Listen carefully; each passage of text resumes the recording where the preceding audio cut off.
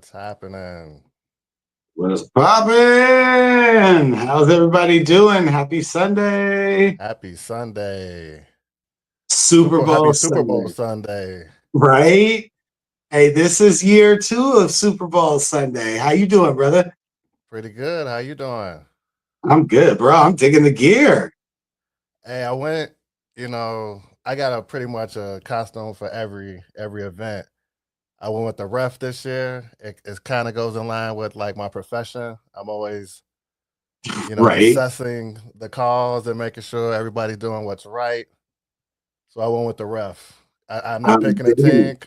I can't bet against KC. I don't necessarily want them to win, but I can't bet against them either. So I'm gonna just be a ref. it. I like that. I like that. As you can see, I don't have a dog in the fight. I'm over here as a 12th man from the Northwest. So I am neutral. I don't really care who wins. Honestly, I hope it's a good game. I'm kind of with you I am. too. Hey, the halftime show though, like lit, Yes. lit. I can't wait for that. I see Autumn's in the house on the watch party. Thank you for holding it down, sis. We appreciate you. I got a surprise for the watch party, but we're gonna pull back into that. All right. I have a quick question for you.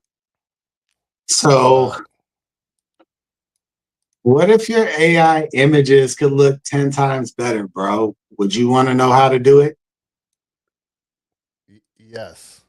Yes. I All would right. definitely want to know how to do it better. All right. So, today I want to do something special for our audience. I want to go through my full MidJourney framework, broken down section by section. So, for those, I want to give them an opportunity to tap in. We're going to have some links in the chat. We're going to have some resources for you, some visual aid, but I want to go through the full framework. Hopefully, help both someone who's new, but also help somebody who maybe might not have heard some of this before. So I wanted to do that for our folks this Super Bowl Sunday. What do you think about that? I like it. I like it. I mean, and if you heard it before, it's like it's a good refresher because sometimes you might have heard it when it wasn't the right time, and then you started using Midjourney, like, oh, now I could use that, because Midjourney has so many toys in it. It's so many things you could do in it. I think it's never over information. It's always good sauce. Yeah, I think so too. And I was kind of talking with Autumn the other day. Um, I think we got a quarterly plan. I think this month I want to do just basic mid-journey prompt engineering. And then next month, I think I'm going to do all of the parameters next. And then the following month, I think I want to do advanced prompting. And by then, we collectively as a group, even if you're new or you've been doing this a while, we'll be ready for animation to teach a full animation course. So I'll be leaning on Miss Ottoman because I think she talked about she wants to put together a course. So maybe this will Yes. buy us some time. She said in the chat, yes.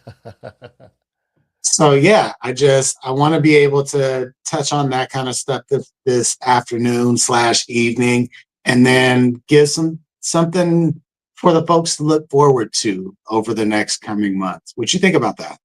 I can dig it. I can dig it. I like it. And Anima's animations are always so fun and vibrant. I know everybody's gonna love it. Yeah, for sure. Oh yeah. So she's now back on Adobe. So I have no doubt she's about to like work it in that Flix feed. I Oh already yeah. know. She's gonna make me have to open up the desktop. I'm gonna have to get back in Adobe. So that's where I'm like, I'm gonna be leaning on you guys for a little more hands-on with the community that may not be exposed to it. I've been at it for maybe 5 months, but it's still a lot that even I haven't learned. So I'm looking forward to what you and she from a just even competitive creatively standpoint, how far you guys push each other, because I'm playing catch up. Of course, you hit the competitive side. You know, I'm a collaborator. I'm a collaborating. We all winning. That part. That part. All right. So I've got a 4-part video series that we're gonna go through today, step by step. The first section is the initial breakdown of how I structure my prompts, and we'll have a full breakdown. We'll be able to stop, have a little bit of a conversation, then we'll get back into the next section. And I've got a list of my most often used uh, terms and keywords sitting right in front of me so that we can kind of go through this together. So, Jen, can you pop that first video up for our audience, please? So what I was saying while the audio was not working was giving context on my AI journey. So I began back in January of 2023. Didn't really take it too seriously, just wanted to understand how people got the type of images that they were getting. I was really just throwing, a paragraph, an essay in, and happy with whatever results that I got, because as an airbrush artist, I was like, yo, this is kind of cool, but I need to understand, because otherwise it will replace me if I don't start to understand it. So I really didn't take it too seriously until about October of 2023, when I began to see just a flood of images up and down my Facebook feed. Bugs Bunny and grills, Betty Boop standing in front of a mansion with tattoos and gold, everything. So I wanted to understand how people were creating these. So I downloaded what was then a free app. I'm not sure if it still is, because I no longer use it, but it was called the Imagine app. And I began to try and understand what prompt structure actually looks like. What does it mean to, how do I refine this to get more detail out of this text to image generation? So I began to share my prompt structure of every prompt that I put into MidJourney consists of all of these elements, but not in this particular order. It starts with media quality. Some of the examples of media quality look like award-winning, professional, expert, high detail, ultra high detail, a cinematic scene, those kind of things. Those are how I usually will start each of my prompts. The second thing is I'll include an image type. So what type of image am I trying to create so that I can narrow it down? Is it photography? Is it graphic design? Is it a poster design? Is it a sketch? Is it an illustration? Is it a billboard? Is it a product display? Is it a product mock-up? What am I trying to create? From there, I go into a pretty detailed description of, hey, is it a person? Is it a place? Is it a thing? What am I describing? I also include an art style. Because I'm in MidJourney, that allows me the freedom to either and include that in the beginning and at the end. And that's how my art is uniquely different, because in MidJourney, I'm able to combine a lot of different art styles in a very, very unique way. Just to get back into the prompt structure that I personally found works for me, for my type and style of art. And you please feel free to look through my entire page. All of that stuff is really teaching material. So if you have questions on, hey, how did you do this? Can you talk about this next week? Drop it in the comments, or drop in my DM and say, hey, can you talk about lighting? Can you talk about this style of art. All right. Nice. What do you guys think of that? Let me know in the chat. So for those in the chat who already were prompt engineers, drop a 1 in the chat. If you've already been prompt engineering, you already know most of this. And for anybody who's new, drop a 2 in the chat for me so I can kind of feel where everybody's at. I already see one of my AI sisters in the house, Miss Don Marie's in the building. What's good, Don? Happy Sunday. I hope all is good with you. I see some 1s in the chats. I already know Miss Adama. She's been prompted. She's good. Uriah, what do you think of that first section? I love it. I love it. I mean, it's a classic. It's like I said, even for me hearing it, it's like it just reinforces it, reinforces it. Like that's how you really get good at prompt engineering is repetition and hearing somebody else say the same thing. It's validation, even though some of us don't want to admit that we need the validation. Validation is good. Keeping the structure, keeping it going. Having your go-to words, having your um just your style. And it's like first you have to learn, I guess, somebody else's style first before you start developing your own. Yeah, for sure. I know that we came up in an AI era where it was like, hey, prompt please. Like Yeah, for yeah. a long time. Even still in some areas, hey, prompt please. But It's then at a easy. certain point, you kind of turn the corner and it's like, hey, I like this, but I need to tweak that. I want to change this. Right. And I think like this right here, understanding the fundamentals is important because this is just the image prompting, right?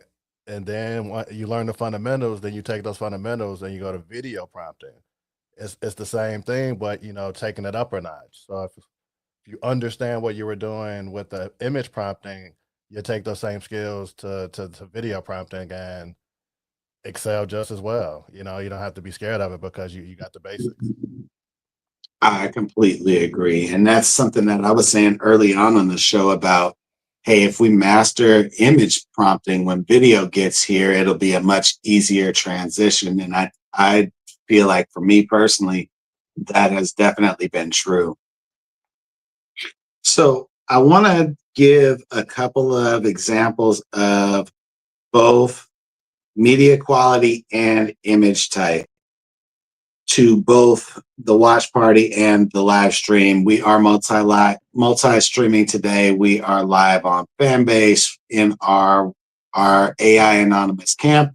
We are live on Facebook and we are also live on YouTube. So if you are in the comments, definitely say, hey, let us know where you're watching from. I know it's a busy day, so definitely tap in the comments. We want to make sure that everybody gets this information. If you have a friend, tag them and have them come to the feed. Anybody you think that might get some value out of this information and this structure, especially with all the keywords, I think that you should tag them or share it out. Real quick on media quality, some of the things that I include on almost every single prompt to get me going is award winning, professional, expert, high detail, ultra high detail, masterpiece, a cinematic scene. Uh, Sometimes I'll do most of the time it's award winning or masterpiece. That in MidJourney gives me a good frame to start with. I want to structure it in a way where I'm communicating with MidJourney, hey, give me this level of quality and I'll backfill detail so that you understand more context. Does that kind of make sense? Uriah, do you have any media qualities that you use more often than not? I like you said, starting it off, I always start off with photorealistic or photo image. And that's what gets me like, since my background is photography, I like just a real photographic image. And that's what really pretty much brought me onto MidJourney, is because it's able to create an actual photorealistic image. Whereas in ChatGPT, you don't get that realism. But in MidJourney, I always start off with photorealistic, and then I start with the subject of my of the image, and I Right. usually add in V-ray tracing as well. That gives you like your sharpness and your almost like that cartoon 3D. I don't even. It's hard to like high contrast, very Uh, sharp lines, very precise, and that gets you like to the next level where it looks like the image is like popping out of the screen. yeah, for sure. And I know what you're talking about. And I think for me, I include that stuff at the point where I'm talking about lighting.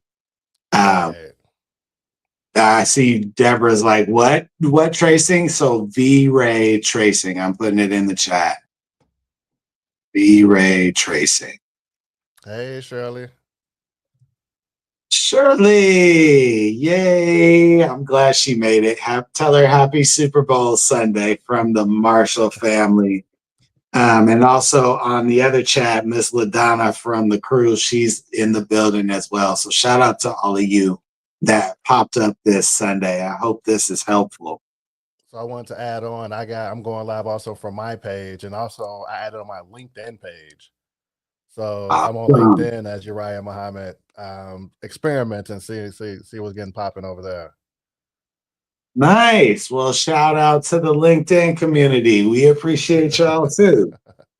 Um, so I want to touch on image type, and I know this is probably I would guess that this is probably one of your favorite sections is the image type.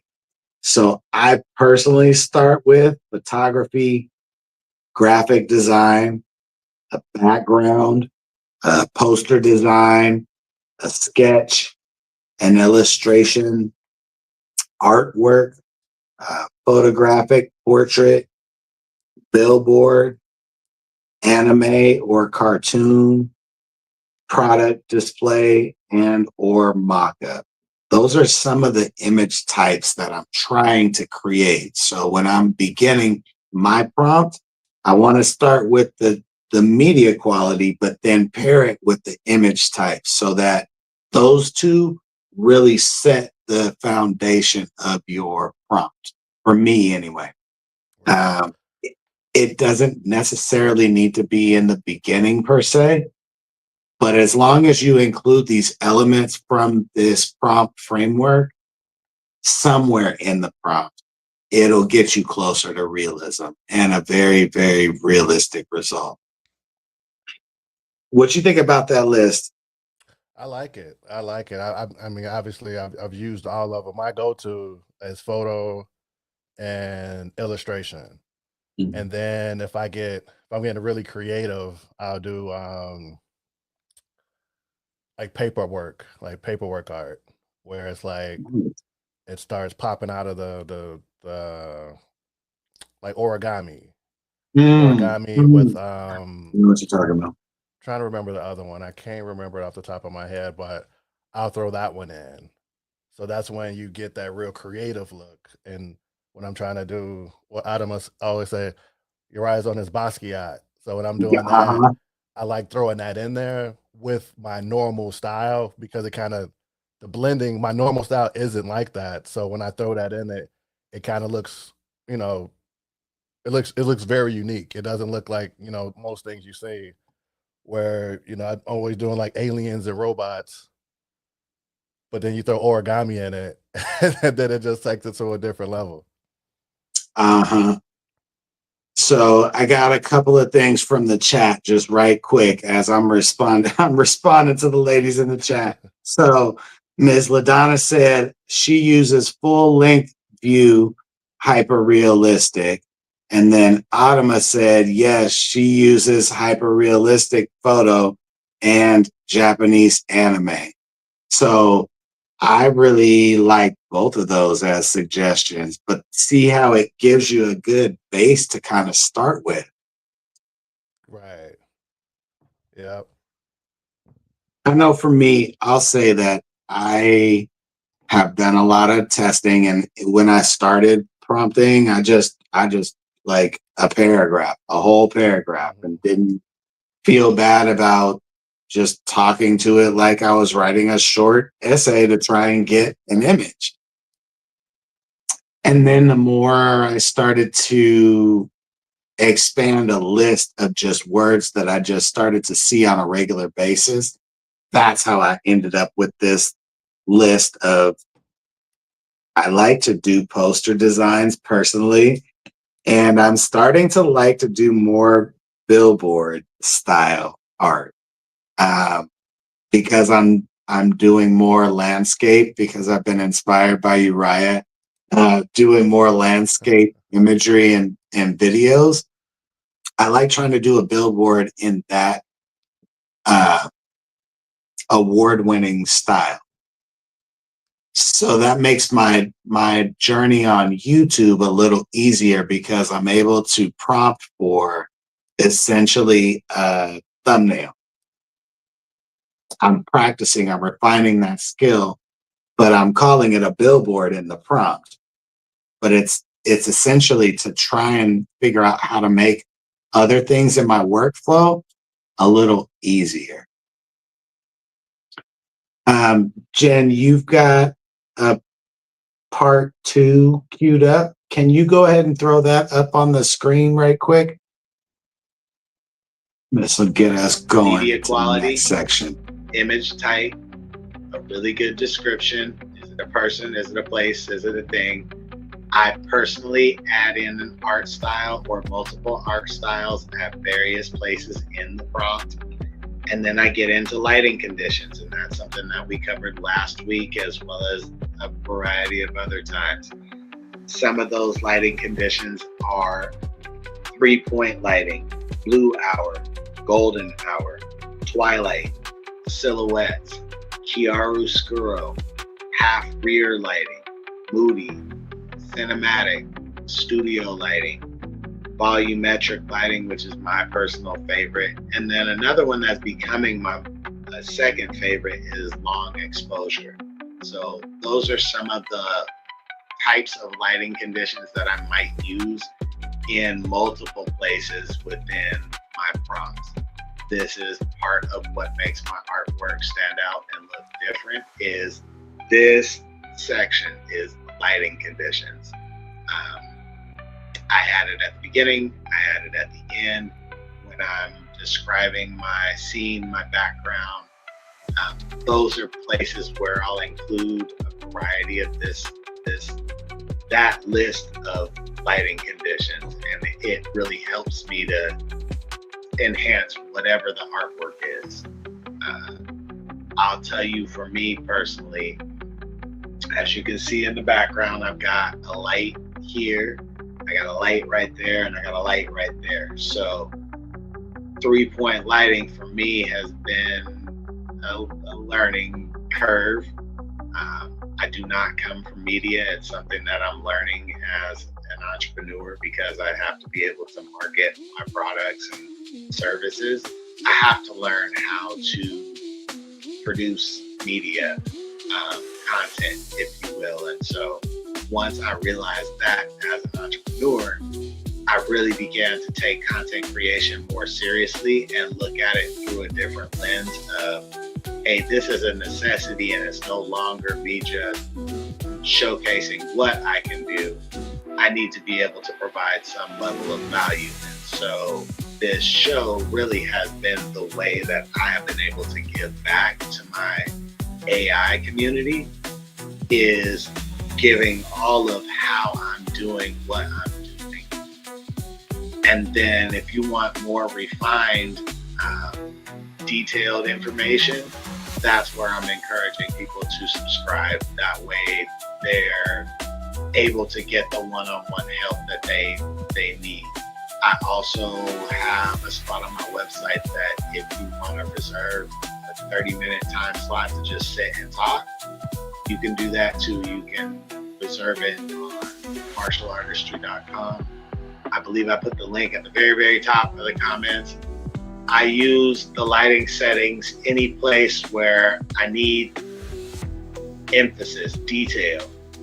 So my main, okay, so I have my phone here in front of me. So that would be the equivalent of like the foreground. If you're looking at like the frame that I've got here on screen, imagine it's an image. So everything in front of me is one part of the scene. I'm the main subject. Everything behind me and around me is the background. So I want me to be lit, background to be lit, but I also want the foreground to be lit, but darker, so it enhances me as the main subject. If you light your main subject and have it lit in a certain way, the viewer's eyes are going to be drawn to that first. And then they'll go on what I call the visual tour by going around everywhere else on the page or the screen. So for me, I need the background to be lit well so that they can see the detail in the background. I need the subject lit well so that they can see the detail in the subject. And then I need the foreground lit a certain way so it creates separation between all of the different layers of depth in that piece of artwork or that video. Hey, I like that. What'd you think about that one? That was good. That was good too. I mean, dude, you got the whole framework, you got the whole methodology, and it's good breaking it down in each piece so then people could fully understand like why. Because even if they say prompt, please, if you get it, you should be saving it. You should be like studying it so you can reproduce it on your own. But understanding why each piece is in there, because it's like a well-written paragraph, like in English class. Like you have your type, you have your subject, you have your lighting, you have your styles, and once you put them all in there, then MidJourney really can understand what you're saying and give you exactly what you want. Yeah, exactly. And I think for me, I want to just real quick shout out to Leslie Blair on all of the music on these videos. He is the mastermind behind the music that's in the videos. But I want to also mention that the images that are being used for animation in these videos, those are my MidJourney images. So I've taken them from being a static still image and now am beginning to animate those images. And so as we're building this framework for the images, what I'm now realizing is that's almost a base for all the future potential content that you can make out of those images. So all of that content we made last year, imagine the potential that you can do with all of that combined.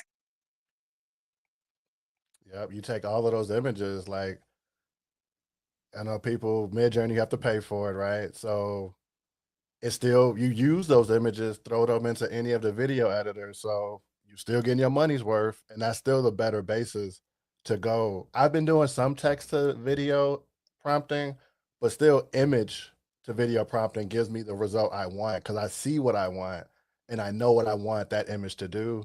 And usually, if you if you see my work, I'm usually the subject in it, so I still want to be the character in the video. So image, and you need the high quality image from MidJourney, and you want it to do what you want it to do. Um, yeah, I mean that's, and then you still take the same prompt mechanics and put that in video, and just add on the video aspects, which we'll go over that. Adam will go over that. I'm not gonna Right. still our class. We're gonna leave that one to Miss Ottoman. But no, I completely agree. I think that for me as a prompt engineer, first for MidJourney images, And then for video after the fact, it's definitely helped having a structure to kind of always be able to go back to. Right. Ms. LaDonna over on the watch party said, you know, she definitely hangs on to her older prompts. She saves them so she doesn't have to keep figuring out how she did it. That's Right. really key. I That do the is. same thing. I just organize them in a way where it's like, hey, I know Valentine's is next week, so let me go to my Valentine's style prompts or love core or love crafty and like use a style and just create a whole file of prompts. Right.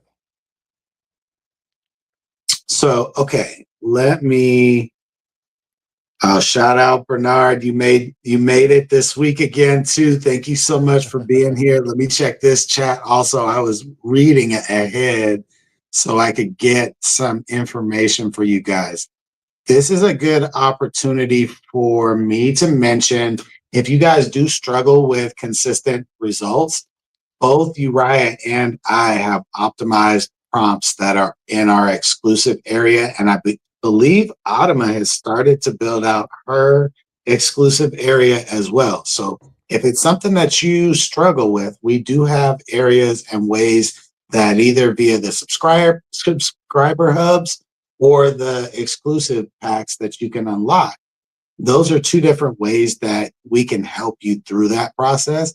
And I know that all three of us have a one-on-one service that we offer. So there's a way that we can help you guys through if you need one-on-one help with a little more hands-on. I need help with lighting, or I need help with how to structure the prompt, or in Uriah, you help with even editing. Do you want to talk about that for a minute? Sure. I help with the editing. I think, excuse me, the first time I was on, I gave a little clinic on editing. At this point, it was just image editing. I kind of walked through how to use each of the dials. So in your pretty much any phone you have, any photo, anytime you open an app, you have an option to edit that picture. So exposure, contrast, color, saturation, tint, all of those mean something, and those are also tools to use as you're downloading your image. Because think about it, we all got the same image or a similar image. How do you make yours stand out? The only way to make it truly stand out after we all get the same type of image from the AI Mhm. generator, you want to edit it so you could put your own special sauce on it so it could look like yours. And There that's you go. what you play with the contrast, you play with the saturation, you play with the those knobs. I offer a one-on-one session to help you understand all of those editing for photos, and then also once you're in video, how to edit it together, like how to add sound, how to clip it up, how to add your logo at the end, how to add effects on it. So whatever you want to do in that process, I offer the one-on-one class for that. Nice. Yeah, I see a comment in here I definitely want to address. Miss Deborah, and shout out to you. I appreciate this one. It says, sometimes it's a little frustrating because an old prompt doesn't perform as well as it did in the past. So I know I've experienced that for sure. Something that I will often try is to take that same original prompt, and because I've trained one of my chats to just prompt engineer for me, that's all it does. It gives me context on how to alter a prompt and it'll give me a sequence of results. I'll take that old prompt and I'll drop it in that chat so that I get some new ideas. But it's also, I'm updating that chat with all of my kind of tricks that I've learned along the way. So as I take that old prompt and put it in there, it'll take it and then break it down with all of the tricks that I've learned and give me 5 variations of that new output. And something that I just chose to give my chat, like I will tomorrow, I'll end up giving my subscribers a personalized code that they can use like on whatever they want to create. I'll put that personalized code in my chat and tell it, hey, with every output, put this code behind it and format it for MidJourney so I can just grab and go. So that's been really helpful for me taking an old prompt and teaching it new tricks, if you will. I hope that makes sense. Let me know in the chat. Put a 1 in the chat if that makes sense. If it doesn't, put a 2 in the chat. On the watch party side, put a 1 in the chat or a 2 in the chat. Let me know if that makes sense. I want to stop. Uriah, do you got anything for that one? I do something very similar, and um, my advice to Deborah, if you want it to look the same as it did then, I would use that image as a base. Like in Midjourney, you could prompt with an image on top of your, text prompt. You could have an image there as the basis. So then the the platform knows that this is what is going for, and it might be able to produce something more consistent with what you're expecting. Um, In addition, I also have like 5 chats dedicated to different type of prompt enhancement. So even if somebody gives a prompt, I'll take it and put it in my trained chat, and it knows my style. It adds all of my parameters, and it does it in a way that I want it, but it's still the same basis. So it's like taking a couple of sentences, expanding it to 10 sentences, just adding a little bit more flair to it. And I do that for the text to image prompting, text to video prompting, and I got it trained for Sora and Kling. So I'm like, use the best practices for Kling, use the best practices for Sora, because it's too different. Sora can intake more text than Kling, which I learned the hard way because I had like a big essay that I threw in a Sora. I tried to throw that essay in a Kling, and Kling like, no, you got to cut that out. Like that's too much. So it's like, okay, now I got to tailor it down, and then to be more efficient, I need to figure out, does Sora really need that much information? But it might just might need it, because I did ask ChatGPT to create a prompt for me that's the most detailed, the most professional, the most dynamic, and using Sora's best practices, and it came out with an essay. And when I use it, I mean, it definitely does put out some fire. So I'm not going to argue with itself. Like it's telling me what it needs, and I give it back to it. I don't know. I think I'm rambling. What do you think? Nah, I think you're onto something though, because the same way you're talking about using your multiple chats, I do the same with mine. I have a I have a prompt genie chat. I have a Lewis prompt chat, and then I have my clingers chat. And you can kind of guess what each of those is for. Right. And then I have a social media agent that will help me get the verbiage and the script in the right format. I still want it in my brand voice, and so I'll tweak it and tailor it as I'm in voiceover, and just add in what I might say under normal circumstances. But for the most part, it understands now, hey, this is what the audience is responding to from a scripting standpoint. And that's more on the media side. But on the image output and video output side, it learns what results are really good and what results are bad. But using the different chats in tandem, I think that's just a necessity now. Yeah. Totally agree. You I mentioned see the Deborah. media. Go ahead. You mentioned the media, and that's what I was. I have another chat that's like my production chat.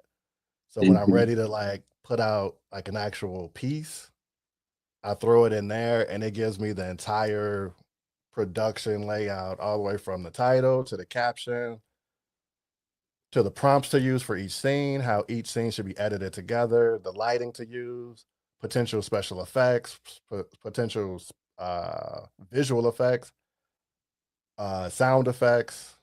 It gives me the narration for and a voiceover narration that I then throw into 11 Labs because you never hear my voice.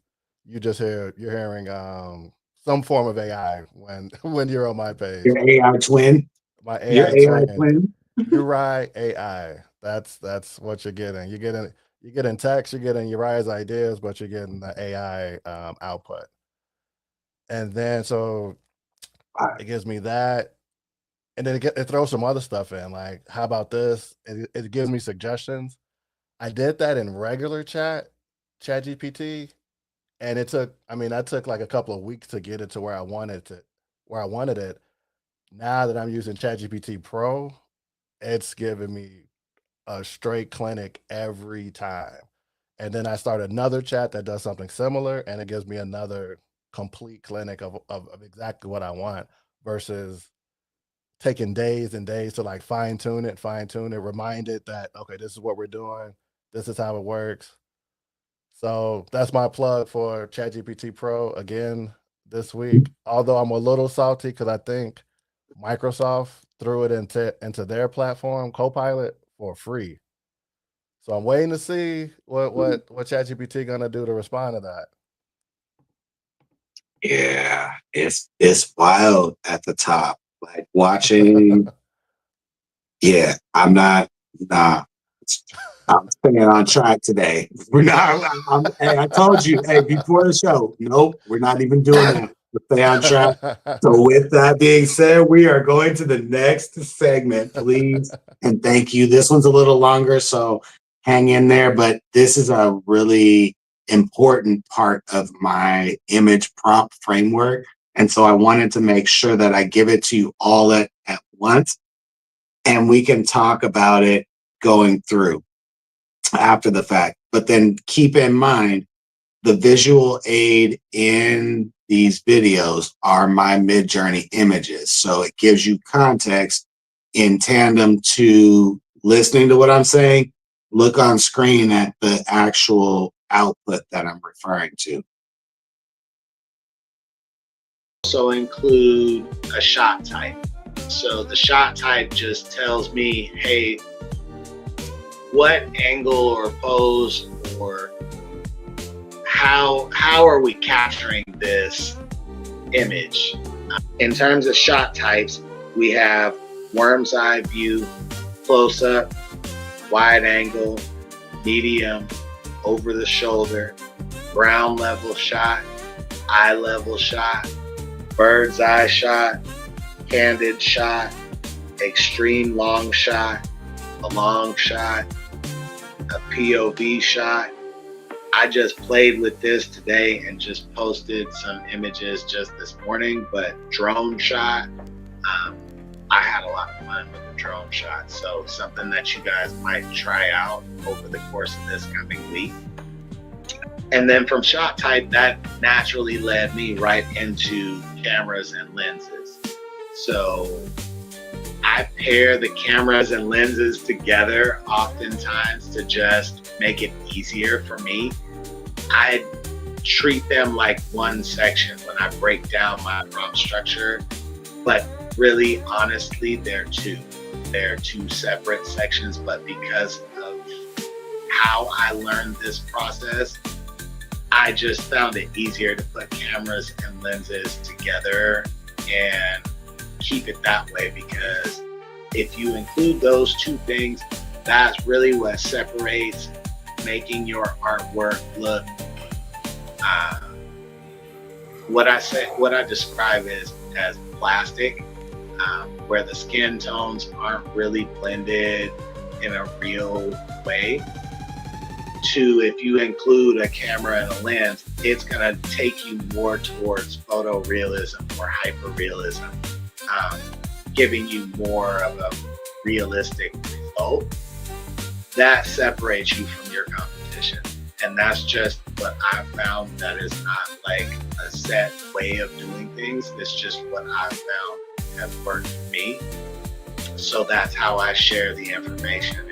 And maybe if you tweak it and play with it a different way, there may be a more effective way than what I'm describing, but at least this gives you some kind of framework to start. Let me know in the comments if that makes sense. Please hit the like button if you're getting some value out of this. We got 2 more very quick sections, and then I want to turn it over to the next presentation. So with cameras, I wrote down a very specific list of cameras and what they kind of do as I was beginning this process. Like I said, back in maybe October, November, as I was building these lists of what are things in common with the artwork that I really like, that I get good responses from the people on. What are some common things in those pieces of artwork? Let me go make lists of, okay, this was in there, this was in there. Oh, this prompt, when I broke it down and asked for MidJourney to describe it, it described it this way, and all 4 prompts had that word in there. Okay, let me write that down. In terms of the cameras, I really fell in love with the Canon EOS. It specializes in event photos, landscape, and portraits. So that covers a lot of what I was trying to create at that point in time. A lot of portrait style artwork, a lot of landscape, and a fusion of the two. So that Canon EOS really made a huge difference for me. And then I learned to just pair it with a variety of different lenses. Hey, I started with a 35mm lens, then I went to a 55, then I went to a 70, then I went to a telephoto lens, just to see, hey, what are the different results that I get with the same camera changing the lens, just to see what does it do. Okay, if I change that, then I should change the shot type to give me more realistic results, because if I am using a telephoto lens, then I probably am taking a very long shot, so I should probably adjust the prompt accordingly. Does that make sense? So every prompt is it's a guide to get to whatever image results you want, but it's not a guarantee that you're going to get that set of results without tweaking and playing with the prompt just a little bit. And really, I'll sit and play with a prompt for a little while until I get the results that I really want. So from there, I started using a Sony Alpha A7 III. So that specializes in street photography, sports, and wildlife. So motion, fast movement. So that helps me with the type of images that are a lot of movement on screen, a lot of motion in the background, but still a degree of realism, if that makes sense. Kind of a mesh between realism and surrealism, but dancing on that fine line, if that makes sense. Let me know if it does in the comments. Then the last 2 I kind of bounce back and forth between. So the Sony Cine Alta is one that I personally like to use. It just gives me really good dynamic cinematic results, something that you might see in a movie type scene. Very good quality of an image. And then the DJI Phantom Pro Drone 4 is the drone camera that I used for the images that I just dropped right before the live stream. Very good quality of results. I have fun with that. I'll be playing with that kind of a lot this week.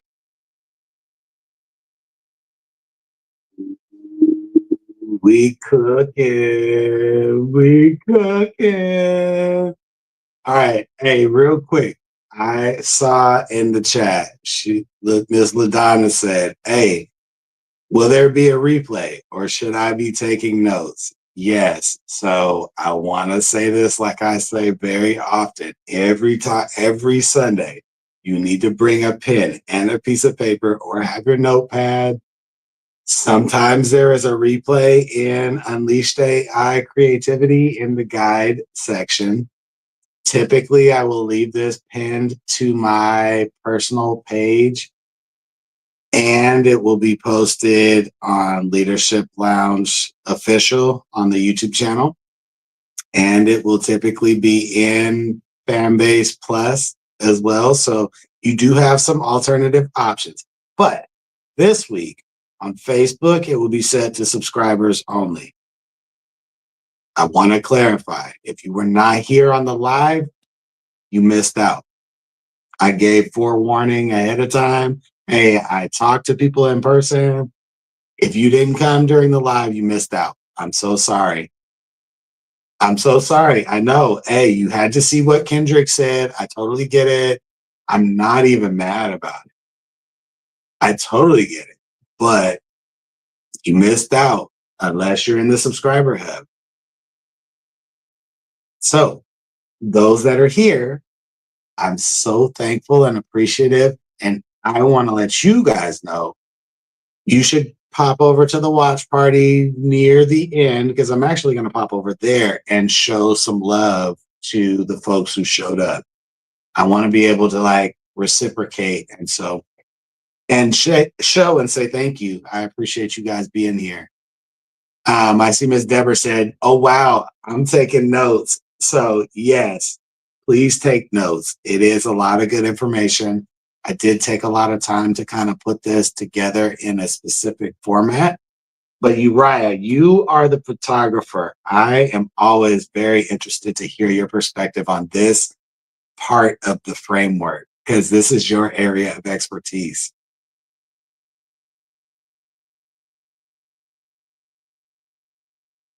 Are you on mute?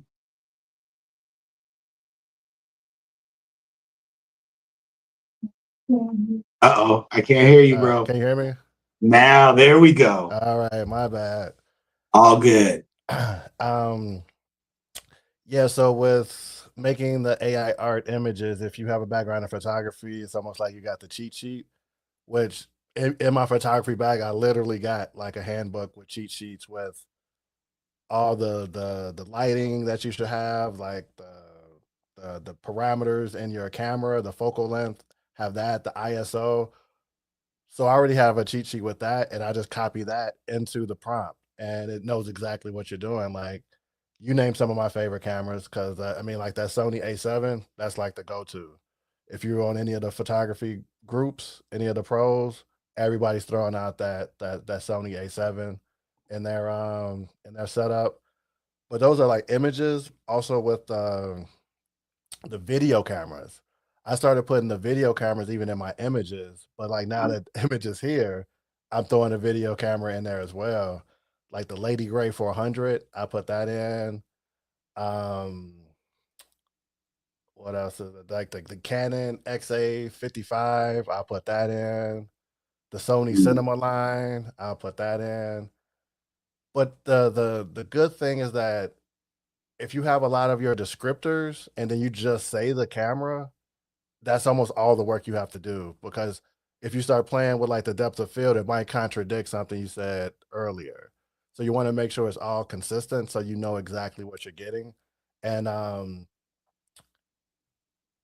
because like you start with what we said in the beginning, the media, right? So photo image, we also want to talk in photo image terms when we're talking about the camera, the lighting, the resolution, because that then it all comes together and you get the high quality image that you want.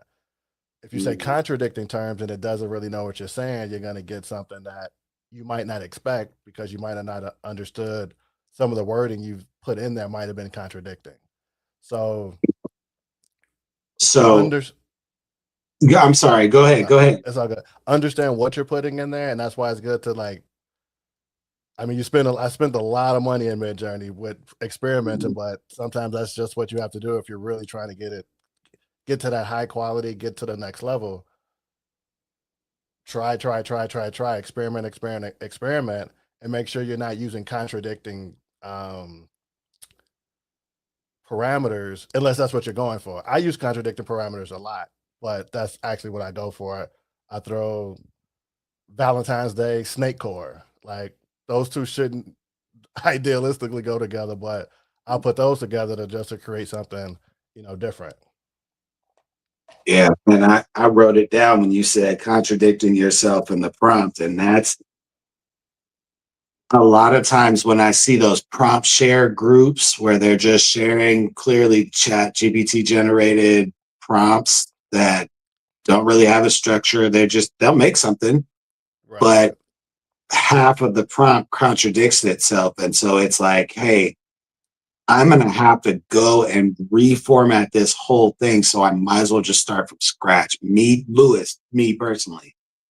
Right. I see what they're trying to go for, but I can't word mine like that. Does that It's kind of just make like sense? it makes total sense. It's like think about making a complete sentence. You don't want to, but this is coding. Like prompt engineering is literally coding. So you have to speak to the system in a complete sentence that it understands. It's not necessarily English, but it's a different language. If you say So contradicting that's key. things, then it's not going to know exactly what you want, and it's just going to give you what it is best to guess. So a lot of times I see photorealistic and illustration. Those are contradicting. Those are contradicting terms because an illustration is usually a drawn piece, like it's a created piece, like a cartoon. Where photorealistic is like you took a picture.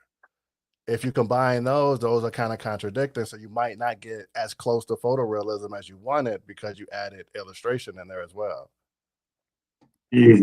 No, and that's so you mentioned, hey, sometimes I'll use that to my advantage, and I can kind of relate to that and empathize with that from a prompt perspective. There are times where I just don't want it to look like Like an image. normal. Yeah. Like Yeah. everybody else's, I want it to look like noticeably drastically different. And so Right. I mirror your sentiment in saying that I want there to be certain contradictory things. And for me, I focus on the lighting, how I describe the lighting so that I can pull focus towards whatever it is that I want to be the main subject, if you will. Right. I see Ms. LaDonna said, okay, this makes so much sense. Um, yeah, I see that there's a couple of questions. Where's the best place to subscribe? Fanbase, Facebook, or YouTube? So, Uriah, you want to tackle that one for you first, and then I'll answer mine. For And me, it's Autumn, I pretty put much just yours gonna in the be chat. for me, it's gonna be on Facebook. I put a lot of stuff on Facebook and it's really easy to communicate. So usually I post a picture on my main page, but then on the subscriber, I post a picture and the entire prompt, like everything, including personalization code. And similar on Fanbase, I'm starting to do that as well. Fanbase, I'm still trying to get used to its structure, but everything that I put that's for subscription, I include the the prompt as well, the full length detail prompt, including parameters. And she said, which one is the best? I think Yeah. still now the best is still probably Facebook because you have more options. Whereas fan base, I'm still going to put the same thing there. It's just going to be more of a piecemeal approach. I'm putting it there, so it's like, oh, I want this one prompt. I'll get it from there, and it's still growing. I have a lot more Yeah. content on Facebook than fan base, but it's catching up. Yeah. And I know for me, I have more in my subscriber hub on Fanbase than I do on Facebook, but that's because I can put all of the different types of subscriber content all in one place. So YouTube style content, short form vertical content, still image posts. I put video prompts, image prompts, all in that same one subscriber hub, where it's difficult for me to do that on Facebook. I do it in a layered approach on Facebook. So I am active on both, but I think there's more overall content streamlined in my fan base subscriber hub, honestly. Um, but both have a lot of good relevant information. A lot of the information that I see dropping in the chat, I see some questions. One of the places that you can find a lot of this information that I talked about today, you can find in the subscriber hub. But if you're a member of the Unleashed AI group, you've got access to this already. I got a special video series that I put together for you guys that's always in the guide. So if you ever need to revisit this, it's always in the guide section. And you can always find the Leadership Lounge episodes there as well. So you kind of have a resource guide built into our home, our AI home. And as we're building out the AI Anonymous camp, that is now going to be my central hub for most everything. As we're getting more capability, I really love being able to do the watch party. Yeah. That's probably my feature that I love the most. It allows me to teach in a very different way, and interact and engage. And like at the end of this live stream, I'm going to go back over there and show the people some love so that they actually made a little money while just sitting in the audience. I don't know where you can do that at. Right. I want to address Um, Deborah asks, are there styles that are kind of contradictory as well? So chibi, yes. So if you say photorealistic and chibi, you might not get what you're expecting, especially in MidJourney. If you do that, you're probably going to get like an action figure. It's going to look like a doll because you're going to get a realistic action figure chibi, because chibi isn't an actual thing. That's an illustration type.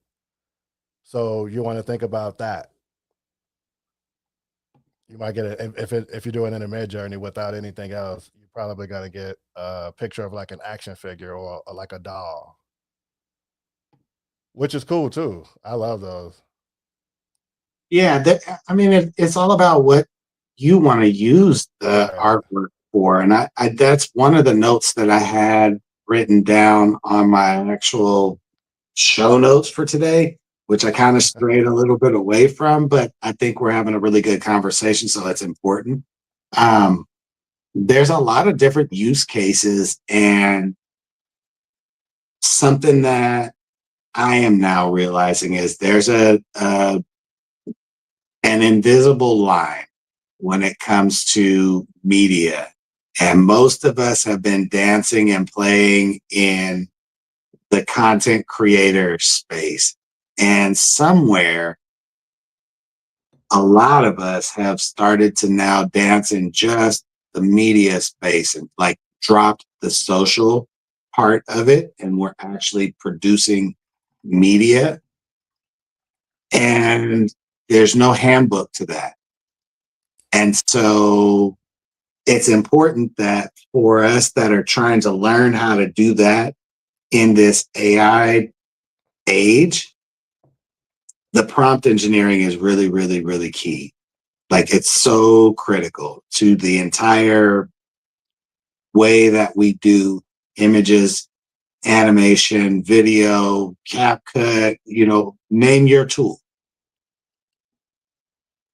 It's going to be important for you to learn how to properly communicate with those tools. So I just found a way to communicate with MidJourney by using the describe function, this full notebook of notes.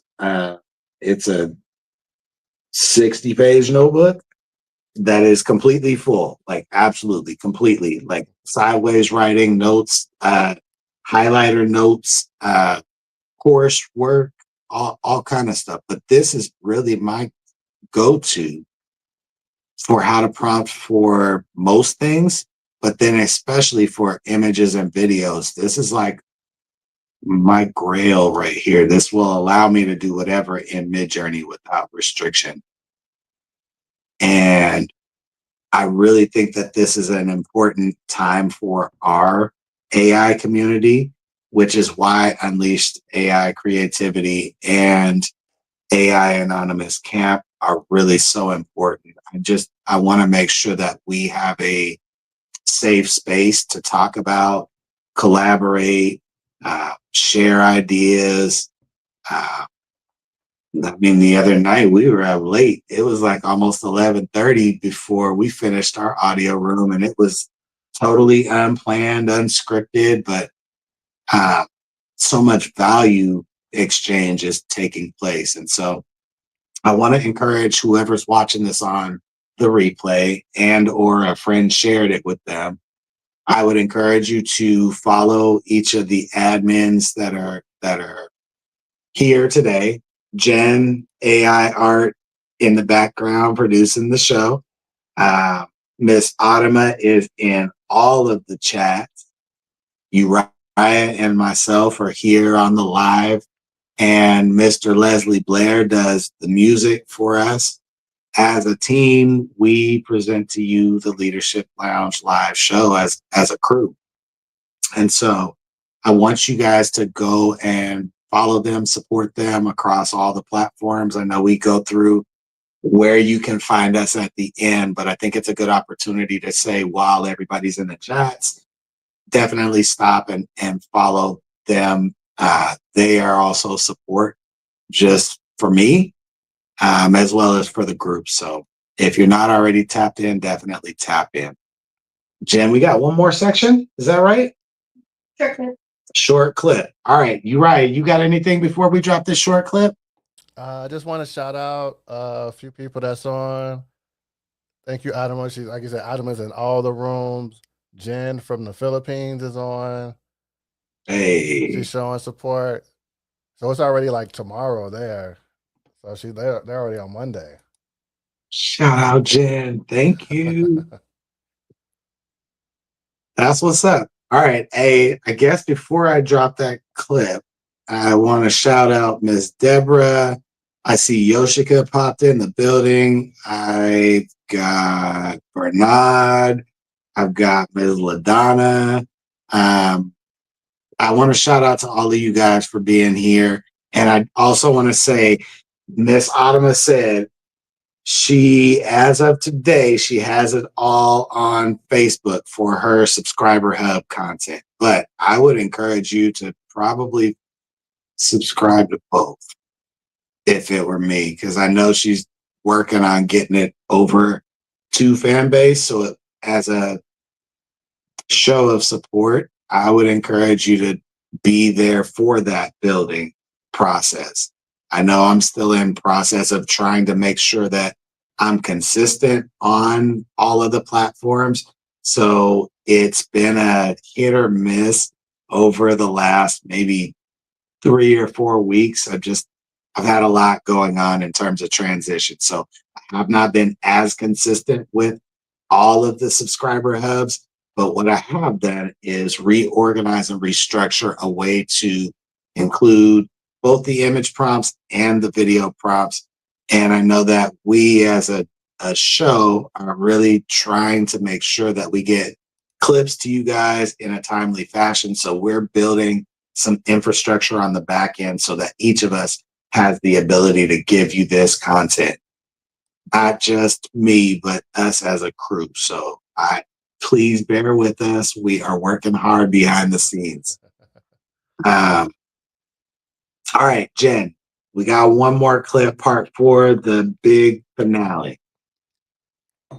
Let's get it. I'm going to recap one more time. Let's get it. Let's go. Got media quality, got image type, got a good description. Is it a person? Is it a place to the thing. We've included an art style. We've included lighting settings, a shot type, cameras, and a lens. Now, the bonus thing that I'll say for the individuals that use MidJourney, this is specifically for you guys. MidJourney users, I encourage you to play with the style parameter settings. That is really what's going to continue to separate you from everybody else that is using ChatGPT, Copilot, all of the other free tools.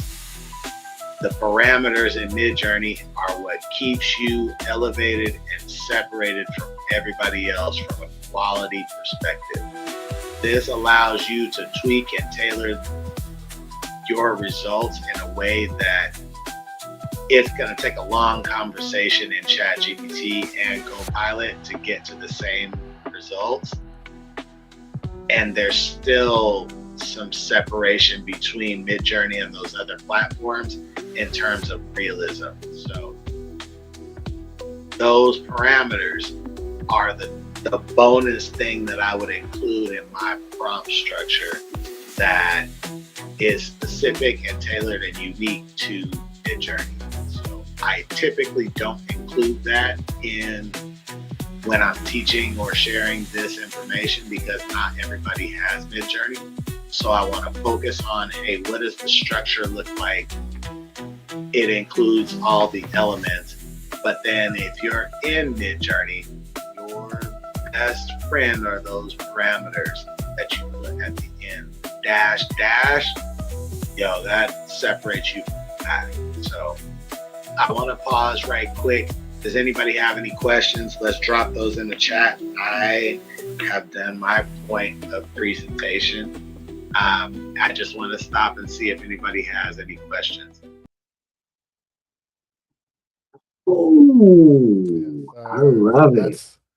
That is the key, the parameters. Perfect.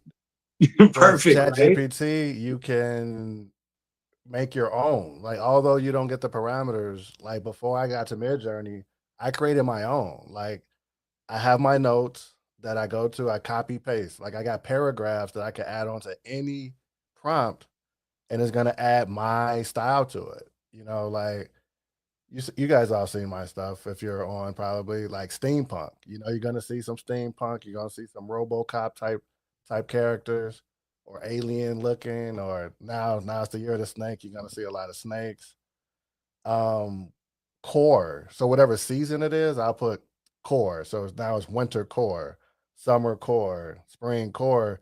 So it kind of still keeps in line with like what we're experiencing day to day, which Lewis probably can't relate to because he lives in Hawaii. It's always summer core in Hawaii, right? Hawaii core, yeah.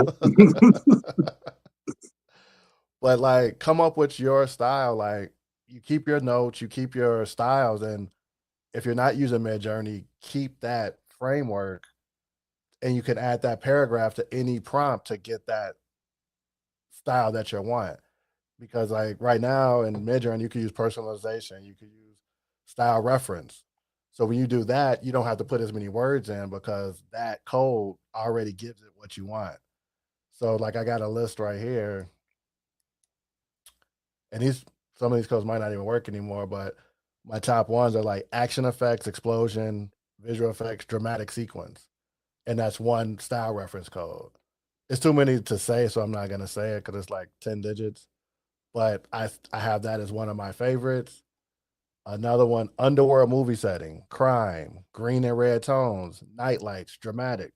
That's how I describe that code. So even if I wanted to use my chat GPT instead, I'll put those words in instead of using the style reference that I would use in MidJourney.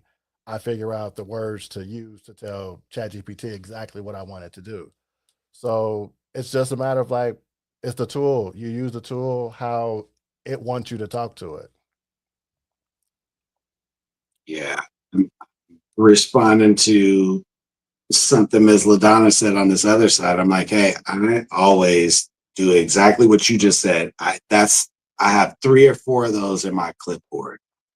So I have a and I just call them the suffix of my MidJourney Yep. prompt. So it's all of my parameters plus my character reference, image media link, and the character weight all put together. So how Uriah puts his character, his Uriah AI in all of his content, I am doing the same with my old man Marshall so that he will be ready to teach courses. And you saw him at the end of the video there. Like that's my character that I'm just now starting to put in other artwork, but by adding that suffix onto all of the different prompts that I do. So it just drops my character consistently in everywhere. That's what I want to teach next month is the parameters. Once you learn that, you're off and running. Yeah. Yeah. Donna asked a question. Do you have any idea why an image that you have already successfully created is not allowed to be used as a reference for a future image? I will take a stab at it because it's when you think about what we're it's two different layers of control to try to help. What do you call limit the offensive images that they don't want out there. So, for example, if you look at ChatGPT, you looking at one interface. However, it's like three different models within it because there's the DALL-E model within ChatGPT. So, DALL-E will create an image, and then even if it slips past the parameters, if you resubmit it, it's not going to get slipped past those parameters because, like, okay, you can't submit anything that looks revealing. However, it'll be like, wait, you created this for me, but it's not going to accept it because it's almost like a checks and balances where it's two different models doing the check. They're a little bit more lenient, obviously, coming out versus intake. Yeah, and I can kind of talk about it from the MidJourney side because I get that often. Jen will laugh at me and say, when I say, anytime it is nighttime here, like it's 6 o'clock, 7 o'clock here in Hawaii, all of the rest of the MidJourney users in the world have gone to sleep.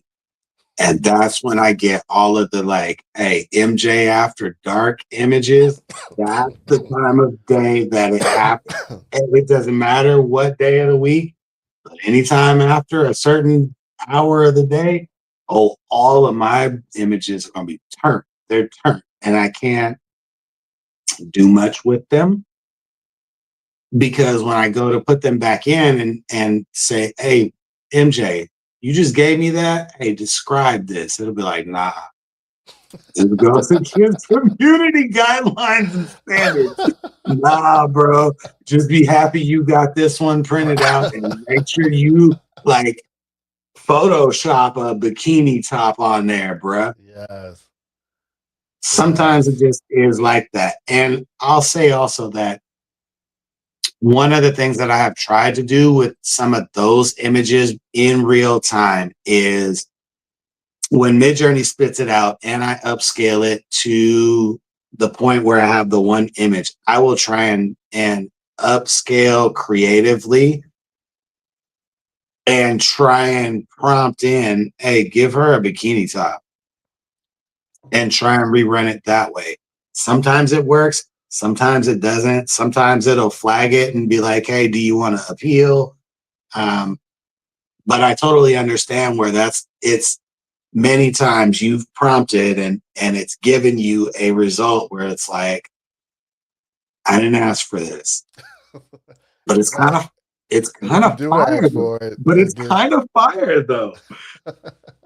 right. Hey, can you give me another like this? And it's like, nah, bro. Nah, You got your nope. free pass. You got the free one. See, that's when you So, take it yeah. into Photoshop Express because now Photoshop Express, Photoshop Mobile, the mobile app is getting really strong. I'm telling you, if you don't, it's a free app. Adobe's mobile apps are free and they're strong. Lightroom and Photoshop on the phone, like not even on the desktop. Desktop, that's a big lift. But on the phone, it's very usable. And they're adding a lot more features into it, like inserting objects, changing clothes. Like it's just built into it. All of the AI features they're adding on top of it on the mobile version. It's fire. It is fire. You could just brush over the area and say what you want. Similar in MidJourney, when you do region prompting and tell it what you want, you could do that in Photoshop. So get it. I've been telling y'all, Photoshop is free. There's a paid version and there's a free version, both Photoshop and Lightroom. The free Mhm. version is solid. The free version is very solid. I have the paid version, but the free version is very solid. I have the free version and I can concur. I will second what he just said. It is so. Hey, you talked about that when you first came on the show and did the 2 core series on editing. Mhm. Yeah, and it's You gotten told better. them. It's keep getting better. You got to think about it. Adobe is one of the leaders, and they're starting to give a lot of their good stuff for free just to stay in competition. Because if you got an Android or iPhone, your stock app now can remove objects, right? So Adobe is falling in line, and it's like, okay, we got to offer this for free and give it the sauce that we've been using and Uh-huh. making it better. So because right now on mobile, it's hard to even justify paying for Adobe because all these apps are leveling up. But if you're at the professional level, you gotta go with the Adobe version. So that's that invisible line that we're talking about. Hey, that you have to pay for Adobe. You've left content creator behind. You're no longer that. Hey, we're gonna have to start to like clarify for some people, myself included. Hey, I left content creation and now I'm in media. Like I want to learn to produce a show, long form content. That's no longer just doing the basics, and you have to get the tools to do the job. So Yeah, Adobe is like one that's of the the tool. One of critical the things tools. that you're gonna have to learn. Right. It's unavoidable. Adama just said Adobe Express. Yes, that's the other one. That's Adobe Mhm. Express is the competitor to Canva. And if you know what you're doing, you like Adobe because you can alter pieces of the graphic you're doing in a way that you really want. Canva is really good as well. However, it's very template driven and you don't have as much as control as you want if you know what you're doing. I'm not trying to say I'm anti Canva. I know there's a lot of people, a lot of professionals that's like, if you do Canva, you're not real. I'm not saying that, but I do know there's limitations in what I can do in Canva because it's very template driven. I go to Express, I can do exactly what I want, but it doesn't have as many templates. So it's like, which one? What mood are you in? What are you trying to do?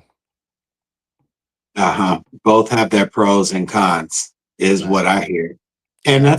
I mean, that's almost with every one of these apps, and I'll speak to MidJourney. While I personally love MidJourney, I stopped making images in anything else a year ago, 12, 13, 14 months ago now, where I don't even use anything else to make images. I am exclusively in MidJourney.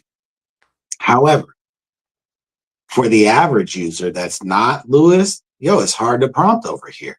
That's the con. That's the downside to Right. being in MidJourney. It's Right. complex to prompt engineer in. And so if you don't have somebody who's kind of guiding you and telling you, hey, you can't talk to it the same way that you talk to ChatGPT. Hey, you have to like command it. Don't like talk to it like a conversation. You can't enter it like plain English, like a structured sentence. It's not going to work like that over here. So for the average individual, if you don't like explain that to them, they're gonna be like, "Hey, MidJourney just don't work for me." Right. Right. I can't get it to work. I can't get it to, and then when they do get it to work, it's like, well, how do I do that?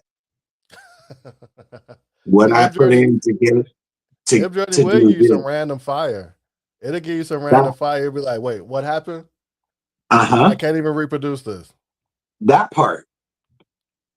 So I get it. There are pros and cons to like everything. I would say the pro for me is I am able to produce whatever kind of image I want in MidJourney with the type of artwork that I'm trying to create. I won't say you can create anything, but me, the type of stuff that I like to create and my audience likes, yeah, I can do whatever in MidJourney and be fine.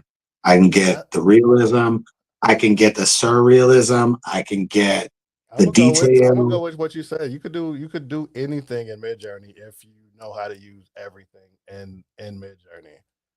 Because although if you flat prompt, you don't get as creative as ChatGPT. But if you use image prompting in combination with it, you can get there. So it's like if you know how to use it, you could do everything in it. I would say Flux is my second best to MidJourney, and the only reason it's not on the same level, it gives very comparable, very competitive realism images. However, it doesn't have the parameters that you can do in MidJourney. So if you can't be as creative in it, MidJourney still got the crown. Flux can create it, but it don't got all the toys. It don't have all the buttons. Well, I like push the buttons. I'm curious, and you let me know because I have less experience in Flux. Can you character reference in Flux or the Not in the equivalent basic to? version. I think since it's open source, I think some people have created that function in their model, but Flux by itself, I don't think it has it. You could build it because it's open sourced. I got you. Okay. Right. So pretty much what Midjourney did with Dali is what they're doing with Flux. You know, because Oh, Midjourney's base is off Dali's algorithm, and it created all these parameters and how to manipulate it. Stable Diffusion did something similar, but it's its own. And I think Firefly is based off of Stable Diffusion. So all of these apps are really just based off of each other uh, into a very specific nature and uh-huh. running the model in a specific way. Say it again. All of these apps, like Dali was the originator, the pioneer. A lot of these apps are based off of Dali, which is ChatGPT algorithm, and they just trained it a certain way. Stable Diffusion has its own, and Flux uses I think Flux uses Stable Diffusion, but it really responds well to Midjourney prompts. Midjourney uses Dali, but it just leapfrogged it because it trained its model just completely differently, and it's more open in comparison to Dali. Like Dali has a lot of restrictions around it, but Midjourney is a little bit more free. They're not based in the United States, so they have a little bit more wiggle room as far as like having the concern for copyright. Because in Dali, you put anything in it that sounds like a person, it's gonna flag it. In Sora, I'm struggling with that because with Sora and Kling is giving me what I want for almost anything. With Sora, I gotta work around that OpenAI, that ChatGPT parameter. Mhm. So all of these apps are the same. So I can't say there's one winner. It's almost like you need two or three for whatever job that you need. You're not gonna I get everything you need from one single one. I would agree with that. Honestly, I think that's fair because I've been Kling from the beginning and Look, just hold on, I don't still got the. I feel like I'm cheating on MJ when I try Flux. yeah. I mean, that was how it was at the beginning because I was using the Imagine app and learning how to talk to ChatGPT. And then I met MidJourney and was like, ooh, MidJourney is kind of fly. Yo, I can't mess with you no more. Imagine that. I think we're through. We're It's done. not you, it's me. I think I'm rocking with MJ all the way. And then was it Leonardo came out and they had upgraded before MidJourney got to version 6. It was like Leonardo was like, hey, we got the quality, hey, and we got motion now. And I was like, hey, let me go try Leo. And ever since I've been like, nah, MidJourney's the one. That's the one. Because Cling, Leo is cling another just one that you gotta like learn. Because Leo, I yeah, think, is built off of Stable Diffusion, so that's why I think so you too. have to download the right model. So that's the thing. Like they have a big learning curve in the beginning because even when you go in, like, which model do you want? And you be like, I don't know. Give me this one. And then that model might not be the one for your style. So then you think like, oh, I don't want to do this. And they know that, right? Like the one that the good ones they charge you for. Uh-huh. Those are the ones that take that take the longest. But like I downloaded MidJourney, and that's the base model. But you got to switch it to version 6.1 so you could get the 6.1 and not Niji. Because I mean, I like anime, but that's not what I'm usually going for. Mm-hmm. Yep. Well, and you remember back in the early part of the show, I was like, yo, I am a total MidJourney version toggler. I will go from 5 to 5.2 to 6.1, just depending on what I want to create. I bounce around a lot. Um, but it was me kind of, like I say, I'm a button pusher. So I'm going to test this to figure it out as much as I possibly can. And now I'm like, oh, all that button pushing paid off because the versions got better on their end, and I got a structure on my end. So now I pretty much have a green light. So, hey, this The confirmed. buttons, I'm for push sure the going to buttons, do, yo, weren't we just talking about that this week? push the buttons. I'm Whenever saying, you're doing anything and you're trying to learn something, if you tell him. have the app, push all of the buttons. I'm a big advocate for pushing all of the buttons. And that might be with people too. That might be with anything. Push the buttons, understand your zone, and you learn exactly what you're up against. Like any app I get, I'm pushing every button on there. I'm going into the settings. I'm seeing everything that they have in the settings. I'm going into every part of it just to understand what it's doing. Sometimes you might break it, and then you might have to delete it and reinstall it. Like when I had Android first. Like I was an Android guy first, and Android had complete open source. So I'm downloading apps that completely crashes your it would completely crash your phone because they're breaking the parameters. Where in Apple, it's a little bit more structured. They're not going to let you even create an app that could even affect the platform. Whereas on Android, you could download anything. You could tweak the infrastructure, you could tweak the root, but then the battery drains, right? So it's like pushing all the buttons until it breaks is what I do. I advise everybody to do that. Push the buttons. Push all of the buttons. See what it do. Yeah, I'm reading Adama's comment, right? Push the button. It's not the button to the end of the world. It's the button to learn something. Yo, facts. Like just, go through whatever it is and I try to break it. I'm not going to front. Hey, I played with MidJourney enough to understand, hey, if I say this word this way, it is not going to spit it out. It's going to be like, hey, that goes against community guidelines. Well, fast forward to now. Now it's like, hey, that goes against our guidelines. Do you want to appeal? And I'm like, yes. Push the button. Sounds like a training opportunity. Yep.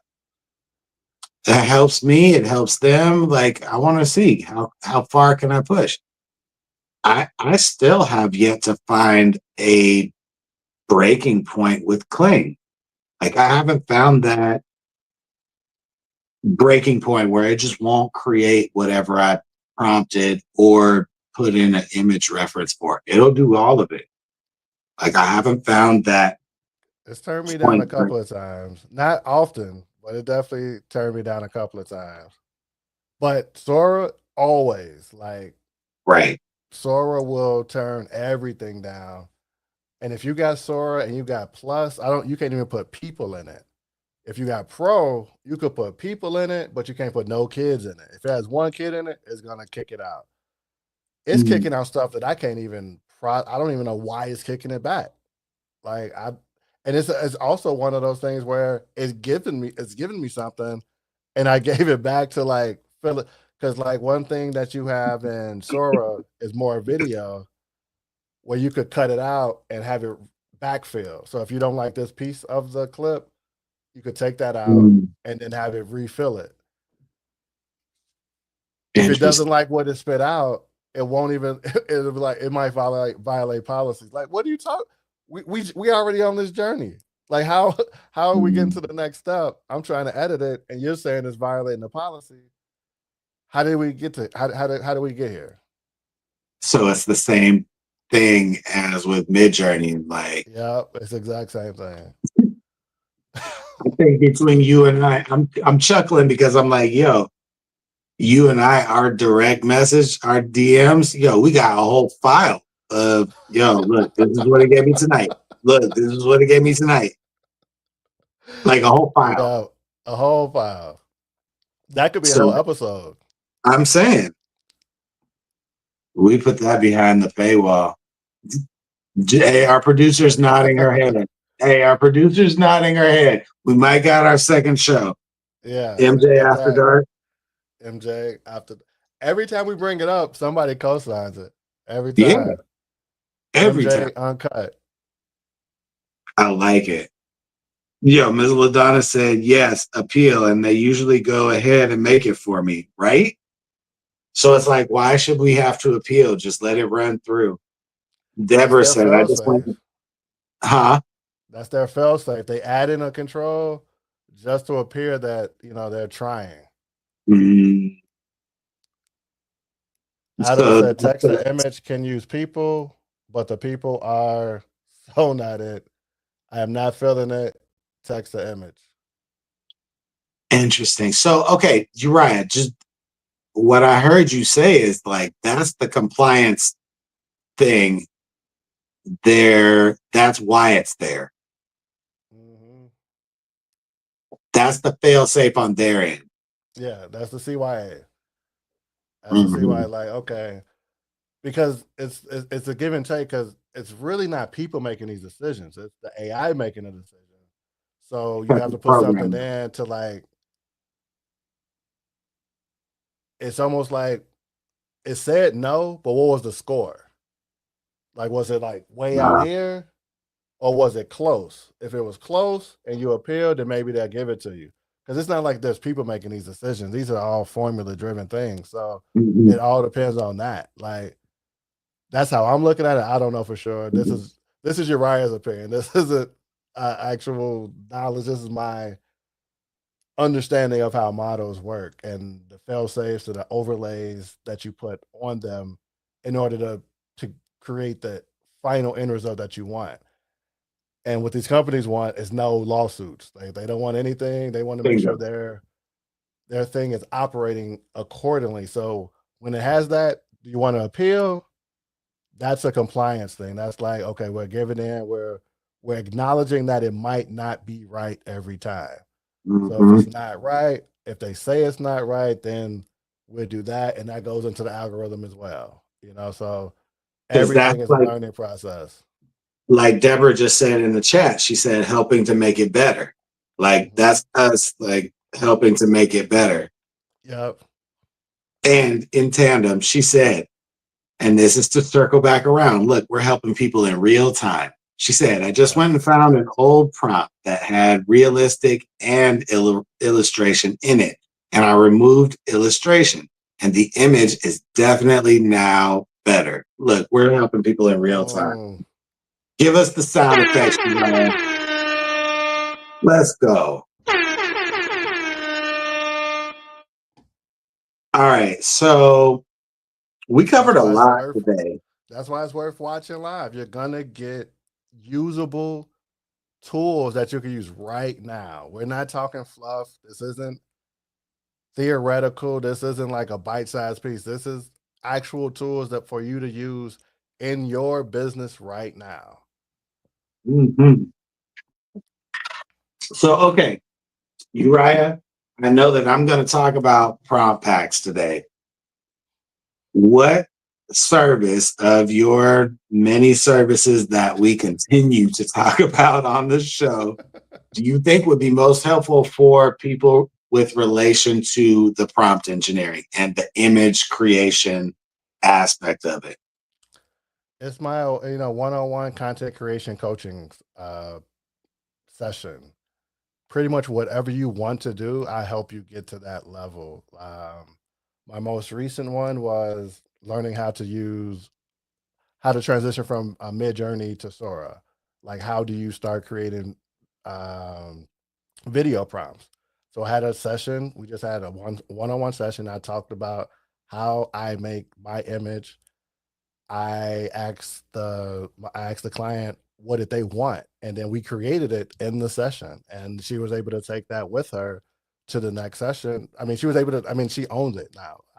We created it. She knows how to do it, and she's able to use that even for her clients. Prior to that, I was teaching consistent character. And consistent character is something that most people want. A lot of people, that's probably the one of the most consistent asks of anything is how do you make the consistent character? Because you could use that for books, you could use that for like what I do just to have my, pretty much social media avatar out there.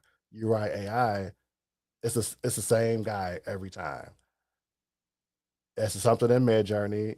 It's a process. Like you have to create series of images and then use that image to create a character reference and until you find the one that you really want. That's the one that you go with, but it's a process to get the look you want because sometimes the look that the AI generator gives isn't the one you want, and that's usually why people give up. Like that doesn't look like me, or that doesn't look like what I want. It's a process to get the actual person that you want. So I offer that as well. I'm sorry, I did not mean to laugh. I really do. I was like, yo, because I totally get it. Um, I will. I'll share a funny story. So I also have a consistent character. I have two.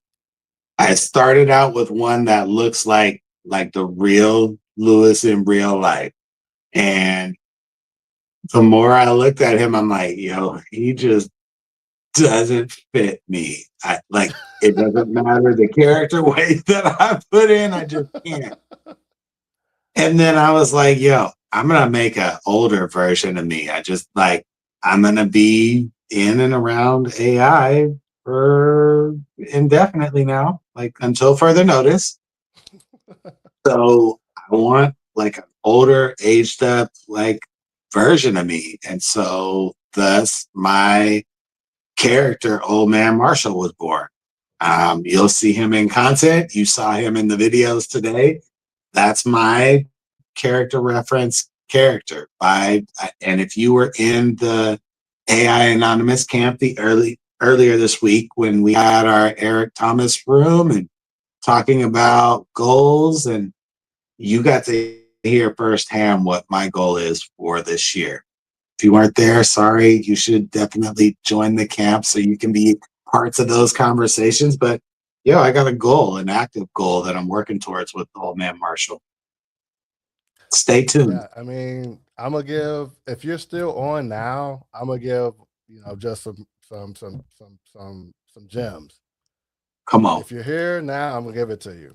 When you're making your consistent character, you have to understand what it's giving you that you don't like. So when I made mine is a series of Uriah. Like I was on that bandwagon when the AI apps came out and you could create your avatar. I have like 2,000 Uriah AI avatars. But when I was making my character reference in MidJourney, I put my actual picture there. And every time the picture it gave me, I'm looking at it, I'm like, that's not me. It's almost like adding 20 pounds. It's adding like that just doesn't look like me. That looked like a heavier version. And I'm like, okay, so if it's adding that, let me go and make a. I'm using my my photography editing skills now. I go in my editing app, I shrink my face down to a skeleton, right? And then I throw that in, and then it spits something out. I'm like, oh, okay, that's actually closer. So now I learned that MidJourney actually does add weight to the character. So now, if you want the character that you want, you're gonna want to skinny the face up. You're gonna want to skinny the body down, and then MidJourney adds more to it, and that might be it's a scaling. You have to figure out what you're looking for, what features of your face that you want actually in the image, even if you don't want it actually in your exact image, but something that you're envisioning. So you have to think about it from that perspective. So that's the service I offer, is that I've already nerded out. I've already done it. I've already did it. And the best option is to actually create an AI image of you that you like and use that image. I find the AI images work better than actual photograph images when you're creating your character reference. So my character reference image, that's not an image I would ever actually use. I just use that to feed MidJourney. Bingo. And then if I'm on LinkedIn or right or Facebook, then I have my image that I use for that.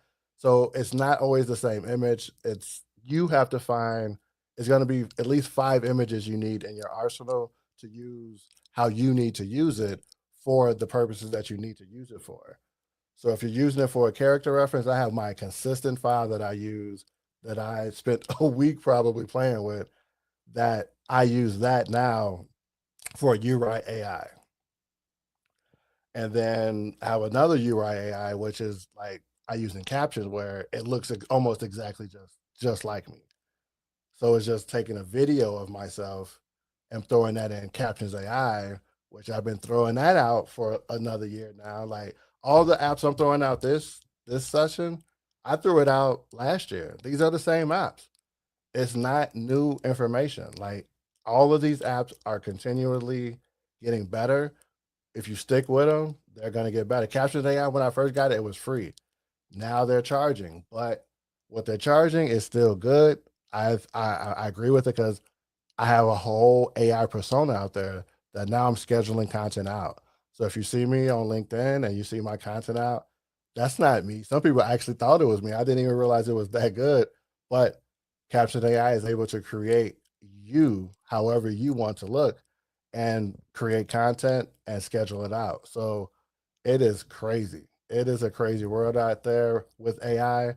It's all about how much work you're willing to put in to understand how to use it. I definitely agree with that. I have heard a lot about AI avatars over the last, I don't know, 60 days or so. A lot of people are talking about the fact that in other countries in the world, they are able to have their AI avatars literally live stream and live sell for them, where they're not even actively sitting here doing this. Yeah, They have an AI avatar to do it for them. that's the CEO of Zoom. He wants that here. He's working on getting that here. So, but we've kind of built the poor man's version of being able to do that already. Yeah, we did. We really did. Like And we then put it together. Adobe comes in. Like Adobe's already had it, but Adobe is in a different market because they're only marketing to professionals at the time because nobody's using that because nobody can afford $100 a month to get that feature. So it's like right now I could throw up one of my apps. I'll be a panda bear right now, and it'll be talking as if I'm talking. Mhm. So it's doing that already, but like now with the AI boom, it's being more affordable for everybody to be able to use it. Yeah. Look, Adama said, like he has the Old Navy PJ Uriah and then the fancy Gap Uriah with the student tie. I'm cracking up because I know exactly what picture she's talking about. Old Navy That's PJ. I'm weak. Okay, so I started writing this down a couple of days ago, and this is like shout out to you, Uriah, for telling me, hey, start writing down your processes and like you really need to lock in on that. That's going to be critical for you as you go forward. And it's like, hey, as you market to other people talking about the services that you offer, I can actually be a testimony and say, there are a lot of things that you have told me as a friend that have been really, really critical for us for our business. So, for those that really, really do want to get to the next level, Uriah is really a great resource to lean on. I know one of the things was he talked to me and grilled me about an aspect of building out the airbrush and the bottles. And like he did it as a friend. Like, I'm going to put you through the ringer. I know it's going to probably hurt your feelings, but like, if you really want to get to the next level, you need this. So I can attest to he really does know what he's talking about, and he really is going to give you authentic and true information that's actually going to help you.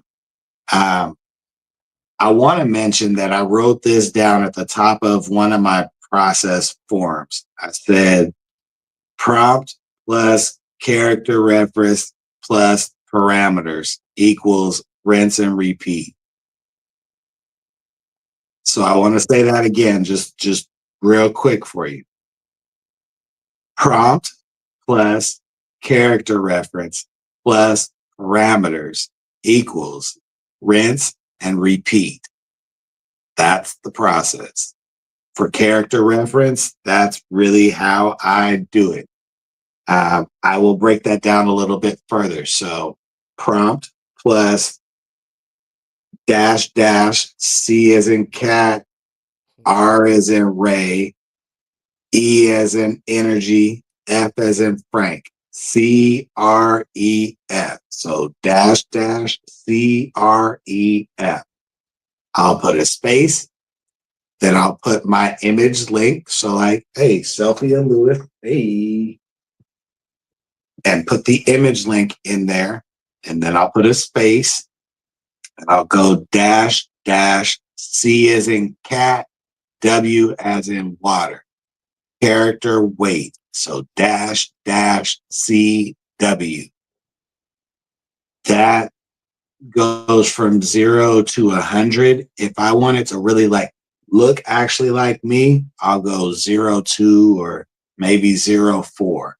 If I want it to like, hey, give me braids and give me different glasses and change my shirt and just kind of go crazy, MidJourney, just go crazy. How about it? I'll go character weight 100 or 80, something on the higher end. But this at least Hold on. gives me the opportunity to like make more of me in my style. And then I take those and that's what I'll use as those results. That's what I'll use as my character reference. I hope that makes sense. Let me know if it does. And give in the chat, put 1 if that makes sense. Put 2 if it doesn't. Let's do that today. Because I know there's still quite a few people that are on and in the chats. So I'll say this again. Prompt plus character reference plus parameters equals rinse and repeat. I'm gonna add on to the character reference weight. Come on. 100 means it's taking almost the entire image. It's taking the entire image. When you go down to 0, if you put 0, it's only your face. So if you think about this picture, if you put it at 100, it's gonna analyze the entire image. But like say you go 50%, is whittling down, so it's not really taking in the background. It's taking more of the person. And if you take it down to let's say 25, it'll take like my face and like my body, like the outfit. If you take it all the way down to 0, it's only going to take it into consideration your face. So that's how the character weight kind of works, where if you say 100, you're going to get the whole image that you submitted. It's going to take all of that into consideration. And the lower you Okay, go, it zooms into your face. that's good. I like that. And I see Jen put it in the chat. Well, there's 2 Jens now. I see Jen from the Philippines. How you doing? And then I see Jen Marshall. I see she dropped the --cref image link, then --cw for character weight. So that is essentially how you do it in MidJourney. That set of parameters, that's what I'll put at the very end. So If when you I'm don't putting put my CW, it's going to go default to 100, uh-huh. right? It's going to do the whole image, and then you're not going to get your prompt in there. Because when it says character weight, it means that, like, how much of your prompt and in your text is is taken into consideration versus the image that you just uploaded. So the lower I always put mine at 0 because I only want my facial features in it. I don't want anything else in it. And then you could also see how racist like it could be, because like if you look at Come mine, on. it only puts it's only putting braids, it's always putting like dreads, and it's Bruh. like, what do you like? That's your go to. That's your go to. It is though. It is. Hey, that's we're in a time where people are talking about boycotting and all this and that and all of that. We're not in the rooms when this stuff is created. So yeah, that's their assumption. We all got braids and we all look alike. And even if we are in a room, it's one of us, One because it might be me. that And even if I say can't something, speak freely. One that no, can't can't speak speak their freely. Right? I might be in the room, but that doesn't necessarily mean what I say is going to have any impact on the rest of the room, because I'm just one person in the room. that part. So I could voice it, and if I get outvoted, then it's outvoted. But at least it gets heard, or I might not even feel comfortable even saying it in that space, because I just know it's not going to go over well, right? Uh-huh. So if you only Yeah. got one person in the room, and you think about it, these are innovative spaces. These aren't spaces that are well founded, where you probably already got a DI environment there, because it's founded. We're talking about innovative spots. We're talking about data science spots. Like my first interaction with AI, I never thought I would be able to do it, because I'm like, I don't know coding as well. I know AI works, and I know you got to be really smart to be able to code and put AI into a system. So I was like, I'm just using every system that uses AI, because I'm like, that's not my specialty. Like I don't know how to make AI into my applications. And then ChatGPT came out, OpenAI, they released that, and then I was like, yes, I was super excited, because I was able to use something that I've been using before, but only through the data team, only through like the AI team. I wasn't able to use it myself. And once I was able to use it myself, I'm like, okay, this is the future now. This is where it starts. So I was a super nerd. I've been on OpenAI when he released that algorithm out. I was on it from the very beginning, and I'm still on it now. That's why I was like, I'm going pro, because I'm like, they should have been charging people a lot more, a lot earlier, because everything that it can do, it's worth it. We spend a lot less. We spend a lot more on things that are a lot less in value. Like this can actually help you improve your life, your business life, your school life, your personal life, your volunteer life, everything. And we just took advantage of it, like, oh, it's free. I want it to be free. Where now with the new models coming out, I'm like, I'm gonna pay for it, because I definitely used that in the beginning. Yeah. And I'm like, just think of what you're able to do with it. And what would you pay a person in real life to do that same service? Is it worth $200 or more or less? Like Way more. Way more. you're What I gonna tell it pay to more. do, way Yeah. more. way Without more, question. like without question. I mean, even if like think about it, if you just had an assistant, how much does an assistant cost? Nowadays, they're like, whatever it costs to go to Fiverr and find somebody. I'm playing God's advocate tonight. We're there this week. But no, it's like that's kind of where we're at in society. Everybody wants the microwave, gotta just do it the quickest, easiest way for the least amount of work to go into it. But then when they get mediocre results, they're frustrated. And it's like, no, you actually gotta like do the work. If you want to learn how to like prompt engineer for images, you have to like prompt engineer.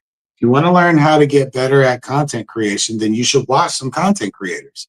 If you want to learn new media, then you need to be watching media and stop watching these people dancing and twerking. If you want to get better at the computer science, then start being around a circle of people that's computer scientists and blurs and like people that look like you. Take the time and go spend with them. Listen, stop talking. Just don't even talk. Just listen while they're Gotta talking. start While doing. You they're gotta just start doing. have to.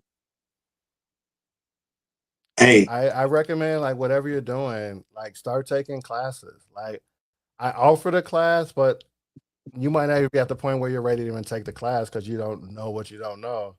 So it's like whatever you're trying to do, there's a YouTube channel there. There's always a YouTube channel there. Like go find it.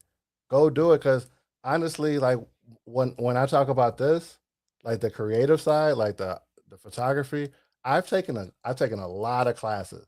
So when you take my class, I'm pretty much regurgitating that class because I went to school for accounting.